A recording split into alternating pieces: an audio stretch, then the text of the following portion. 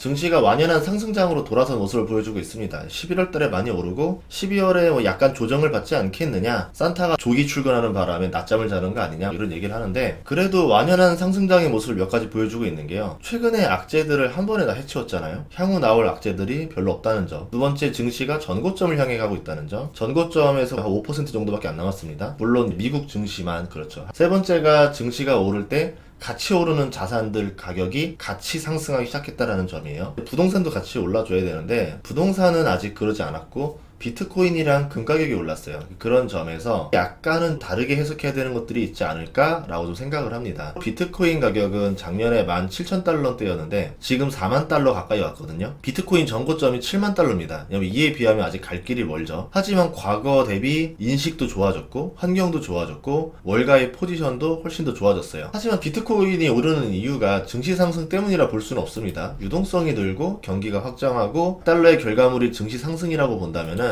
비트코인의 상승은 유동성, 달러의 신뢰도 저하, 전쟁 같은 갈등, 수요 증가, 디지털 거래 증가 이렇게 볼 수 있습니다. 서로 원인은 달라요. 근데 이게 상승하는 시기는 비슷하게 일치하거든요. 2017년 증시 부동산이 좋았을 때 비트코인이 같이 올라갔었고요. 2021년에도 증시랑 부동산이 같이 올라갈 때 비트코인이 올랐습니다. 유동성의 영향도 크게 받는다는 거죠. 2017년이나 2021년 보면은 이때는 전쟁이라는 게 존재하지도 않았고 달러의 신뢰도와도 연관이 없었어요. 이번에 비트코인 상승은 이유가 살짝 좀 다르긴 해요. 이제 비트코인 현물 ETF가 등장합니다. 그렇기 때문에 월가의 수요가 시작된다라는 기대감이 좀 있죠. 그리고 24년에 반감기에 대한 기대가 있어요. 채굴량이 반으로 절감됩니다. 그러면 공급은 더 줄고 수요가 더 늘어나니까 가격이 오르는 거 아니냐 이렇게 볼 수도 있을 거고, 해외로 자산 이동 수요의 증가가 나올 수도 있고요. AI를 활용하니까 이제 디지털 수요들이 많아지겠죠. 당연히 코인의 수요도 늘어날 겁니다. 또 하나는 금의 상승이에요. 금 가격도 1년 만에 10% 넘게 상승해서 전고점 부근까지 왔어요. 금 가격이 10% 상승한 거는 큰일이고 전고점까지 왔다는 거는 금도 사상 최고치를 뚫을 수도 있다는 거죠. 금 같은 경우는 증시 상승기랑 일치하는 모습이 아닙니다. 그래서 비트코인과 금의 상승기가 서로 다를 때가 있어요. 그런데 이번에는 같이 오른다는 점에서 대체 왜 그런가? 투자자들은 그냥 의미 없다 하더라도 이런 이유를 계속 찾아야 돼요. 이렇게 찾았는데 돈이 안 될 수도 있지만 대체 왜 이러는 걸까에 대해서 알아내야 됩니다. 찾아봤는데 없어요, 뉴스가. 그래서 저만의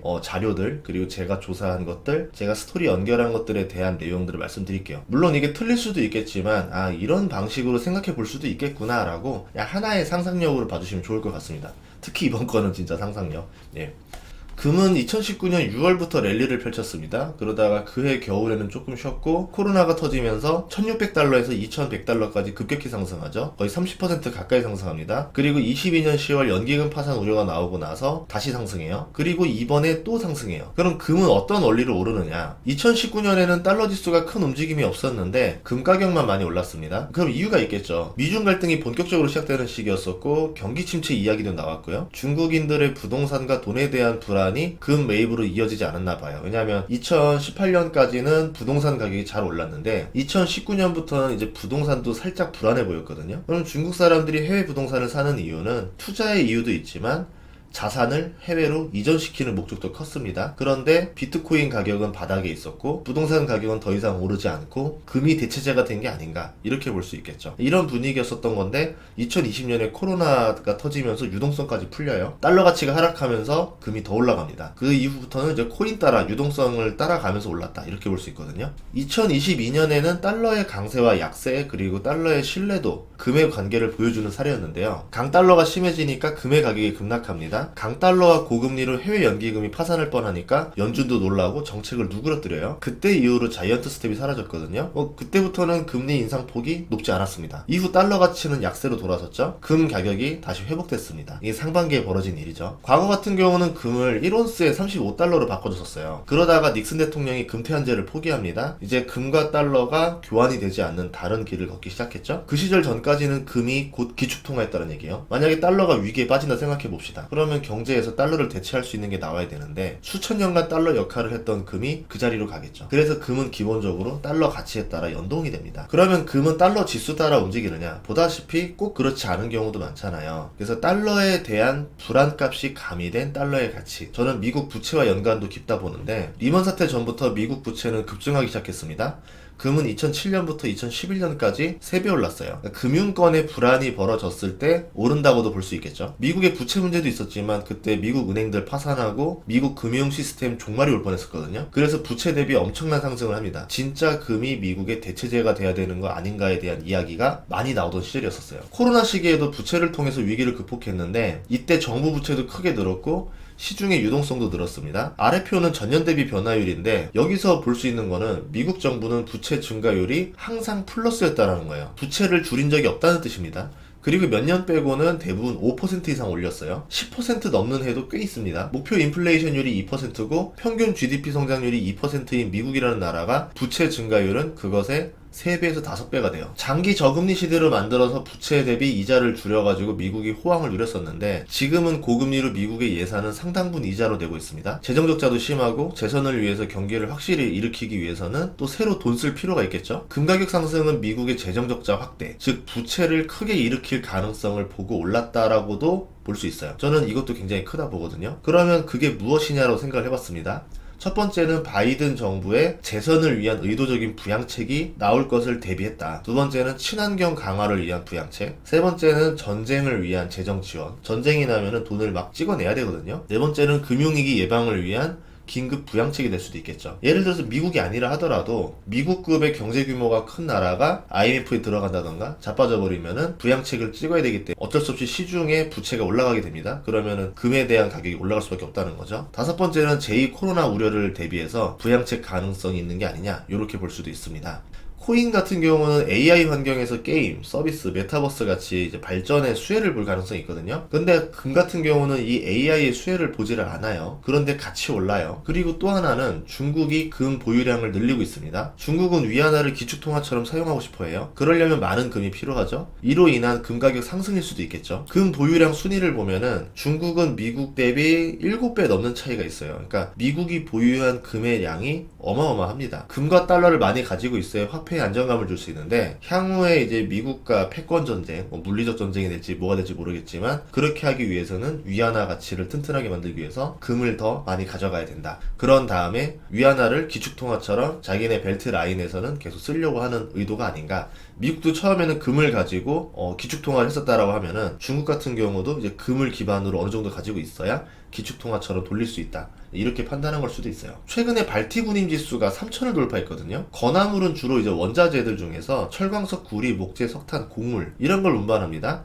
대부분이 중국 경기 회복이랑 연관이 있어요. 중국이 블랙홀처럼 원자재를 빨아들이기 때문에 중국 경기 회복 기대감 없이는 이게 오를 수가 없습니다. 이거를 응용해 보면은 미국의 달러 부채 증가가 금 가격에 영향을 주는 것처럼 경제 2위 국가인 중국의 부채 증가도 금 가격에 영향을 줄 수 있는가 아닌가. 그 이야기는 미국이 아니라 중국에서 곧 대규모 부양책이 나올 수가 있다. 중국이 대규모 재정 적자를 운영할 가능성이 있다는 겁니다. 그렇게 되면 위안화 가치가 하락하겠죠. 비트코인 가격도 중국 움직임과 연동되는데 중국 내부에서 이런 움직임이 포착된다라고 하면은 비트코인을 매수해서 해지를 하려고 할 거예요. 이런 이유로 금과 비트코인이 동시에 움직인 거 아닌가, 이렇게 생각도 해봤어요. 중국이 돈을 풀면은 환율이 오릅니다. 그럼 수출에서 유리해지겠지만 환율 조작국이 돼요. 미중 정상회담에서 그래서 미국이랑 어떤 딜을 해야지만 이 조작국을 안 당할 수 있을 거예요. 예를 들어서 우리가 벌어들이는 만큼 미국 채권 순매수를 그 이상으로 하겠다, 이면의 약속이 있다면은 그것 때문에 미국 채권 가격이 급등을 한 거고 미국 채권 금리가 급락한 건 아닌가, 이렇게 생각할 수도 있어요. 지금 일본도 그렇고 중국도 그렇고 순매도에서 순매수로 돌아서게 되면은 미국 채권 가격은 올라갈 수밖에 없습니다. 지금 위안화는 이제 강세로 좀 돌아섰거든요. 그 이유는 외국 자금이 들어오기 때문에 그럴 수가 있겠죠. 아니면 수출이 증가되면서 무역 수지가 개선됐기 때문에 그럴 수도 있습니다. 아니면 달러가 약세이기 때문에 상대적으로 위안화가 강세가 된 걸 수도 있고요. 이 세 가지가 동시에 들어간 걸 수도 있고요. 이제 부양책을 하게 되면은 내수, 부동산 형태로 해서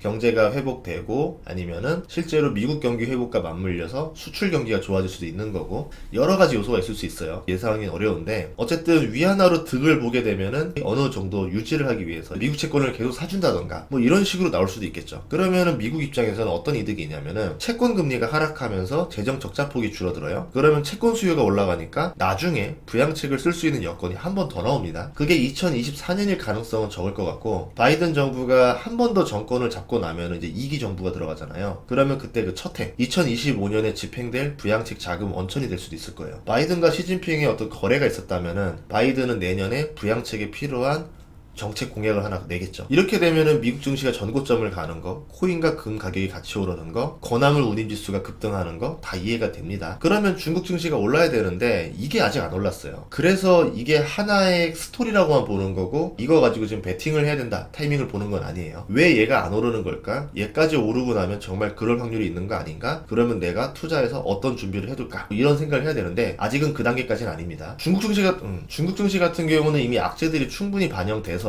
빠질 만큼 빠졌고 중국 증시에 기대하는 사람도 없습니다. 반대로 중국이 부동산 부양책을 크게 일으키고 경기를 활성화시킨다 하더라도 미중 군사 갈등이 사라질 가능성이 없고 AI 규제는 계속되겠죠. 투자의 매력이 있다 라고 장담하기도 어려워요. 증시 매력도를 지정학적 갈등이 갉아먹고 있는 상황인데 이럴 경우에는 뭐 아니면 도가 될 수 있어요. 이 리스크도 정책이기 때문에 한 번에 사라질 수도 있는 거고, 특히 항생지수 같은 경우는 외국인들의 파생 놀이터처럼 됐는데요. 경제 위기 외에도 미국과의 갈등을 활용해서 지수 변동성을 더 많이 줄 수가 있습니다. 그래서 상해지수랑 항생지수는 차이가 많이 나요. 이번에도 ELS 손실 위기가 나오는 거는 항생시 총 40개로 만든 홍콩 H지수가 그것 때문에 문제가 됐는데 이걸 가지고 주가 변동성을 만드니까 충분히 낙인 현상이 나올 수 있다는 거죠. H지수를 내려서 바닥을 치면은 낙인 ELS가 많이 나와서 투매가 벌어지고 이거를 파생으로 활용해서 외국인들이 돈을 더 벌 수도 있는 거고, 아니면 이거 싸게 주워 담은 다음에 그때 중국 증시를 올릴 수도 있겠죠. 특히 홍콩 증시 같은 경우는 테크 기업이 많이 있어요. 미국과의 관계에 따라서 주가 변동성이 훨씬 더 큽니다. 그래서 저는 여기가 뭐 아니면 돌아보는데 잘하면은 2024년 최고 슈팅 스타가 여기서 많이 나올 수도 있다 보고, 아니면 지금처럼 계속 바닥을 기어갈 수도 있겠죠. 이렇게 이번 영상은 금과 비트코인 가격이 동시에 오르는 걸 보면서 주식과 부동산 유동성이 풍부하던 시절에나 가능한 현상이 이번에 나왔길래